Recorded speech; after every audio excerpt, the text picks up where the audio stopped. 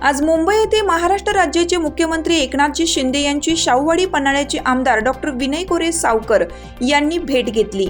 शाहूवाडी पन्हाळा विधानसभा मतदारसंघातील विविध विकास कामांच्या संदर्भात मुख्यमंत्री एकनाथजी शिंदे यांच्याशी आमदार डॉक्टर विनय कोरे सावकर यांनी सविस्तरपणे चर्चा केली। यावेळी मुख्यमंत्री महोदयांनी शासन स्तरावरील सदर मागणी ऐकून घेत शाहूवाडी पन्हाळा विधानसभा मतदारसंघाच्या सर्वांगीण विकासाकरिता आश्वासित केलं।